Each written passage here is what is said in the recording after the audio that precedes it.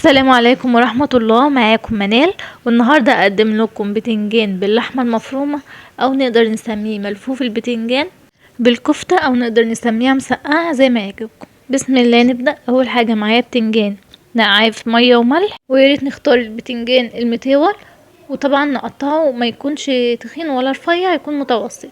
طبعا رفيع قوي هينشف مننا في الفرن. مهم جدا ان انا انقعه في ميه وملح عشان يشرب من الميه، وبالتالي يستوي كويس في الفرن. البهارات بتاعتي بسيطه جدا: فلفل اسود، شطه، كمون، ملح، وثوم، وعصير الطماطم. ودي مكونات الكفته: نص لحمه مفرومه، والكزبره، والجنزبيل، وفلفل اسود، وشطه، وملح، وشويه كمون صغيرين، وبصل مفروم. اول خطوه هبتدي بيها هو ان انا هدخل البتنجان الفرن. بجيب صينية وبحط فيها معلقتين زيت، وبدهن البتنجان بالشكل دوت، وبحطه في اخر رف في الفرن من تحت.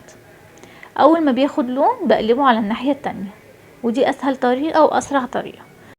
طب ليه ما حطناهوش في الرف اللي في النص وولعنا عليه الشواية؟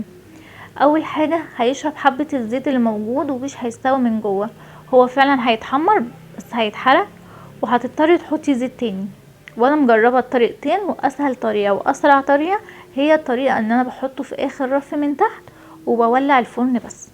تمام. اول حاجه بعد ما حطينا البتنجان في الفرن هنجهز الكفته. معايا نص كيلو من اللحمه المفرومه.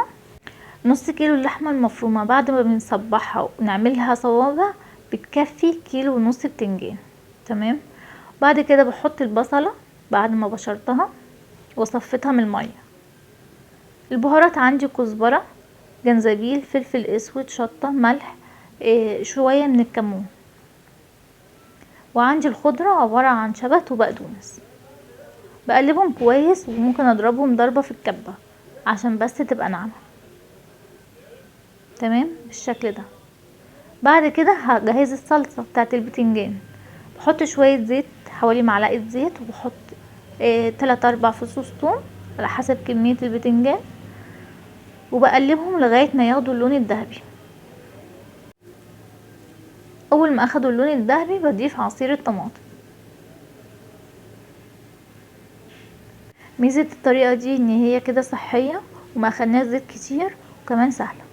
البهارات: كمون، وشطة، وفلفل اسود، وملح. بحاول ان المكونات تبقى بسيطة جدا وسهلة. طبعا كلنا بنحب المسقعة او بنحب البتنجان بالصلصة، فطبعا موضوع الزيت ده بياخد زيت ياما، فدي اسهل طريقة. بعد كده انا صبعت الكفتة. هجيب البتنجان وهلفه بالشكل ده. في طريقتين: في ان انت ممكن تسيب الكفتة كده زي ما هي نية، وانا بفضل الطريقة دي عشان الدهون بتاعتها تنزل في الفرن مع الصلصة مع الطماطم وتدي طعم حلو، او انك تشوحيها تشويحة بسيطة في الطاسة زي ما تحبي، او ممكن تدخليها الفرن برضو تاخد لون على حسب ما انت حابة.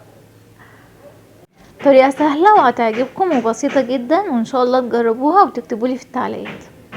حوالي نص كيلو من اللحمة المفرومة كفت كيلو ونص من البتنجان.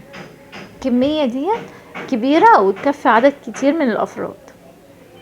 وجبة سهلة وبسيطة. طبعا بعد ما خلصنا الكمية بتاعتنا هننزل عليها بالصلصة.